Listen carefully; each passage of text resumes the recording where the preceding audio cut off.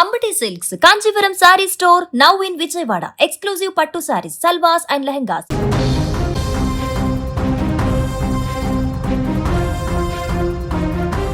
తెలంగాణ గడ్డపై మరోసారి రాజకీయ సెగలు రాజుకొనున్నాయి. దేశ ప్రధాని నరేంద్ర మోడీ పర్యటన ఖరారు కావడంతో అటు అధికారిక యంత్రాంగంలోనూ ఇటు రాజకీయ వర్గాల్లోనూ ఒకటే ఉత్కంఠ నెలకొంది. మూడోసారి ప్రధానమంత్రిగా బాధ్యతలు చేపట్టిన తర్వాత మోదీ తొలిసారిగా తెలంగాణకు వస్తుండటంతో ఈ పర్యటన అత్యంత ప్రాధాన్యత సంతరించుకుంది.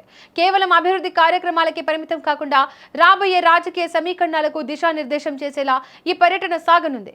మే 9వ తేదీన మోడీ హైదరాబాద్లో అడుగుపెట్టనున్నారు. ఈ పర్యటన ప్రధానంగా రెండు విభిన్న అంశాల కలయికగా మారనుంది.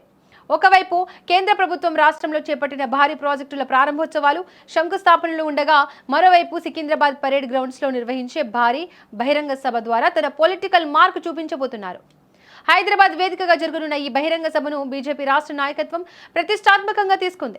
రాష్ట్రంలో రాజకీయ మార్పులు వేగంగా సంభవిస్తున్న తరుణంలో ముఖ్యంగా కల్వకుంట్ల కవిత కొత్త పార్టీ ప్రకటించడం వంటి పరిణామాలు చోటు చేసుకున్న నేపథ్యంలో మోడీ ఇచ్చే ప్రసంగంపై అందరి దృష్టి ఉంది. తెలంగాణ అభివృద్ధికి కేంద్రం ఎంతగా కట్టుబడి ఉందో వివరిస్తూనే రాజకీయ ప్రత్యర్థులకు తనదైన శైలిలో హెచ్చరికలు జారీ చేసే అవకాశం కూడా ఉంది. రాష్ట్రంలోని వివిధ రైల్వే ప్రాజెక్టులు, జాతీయ రహదారుల విస్తరణకు సంబంధించిన కీలక ప్రకటనలు ఈ వేదిక నుండే వచ్చే అవకాశం కనిపిస్తోంది.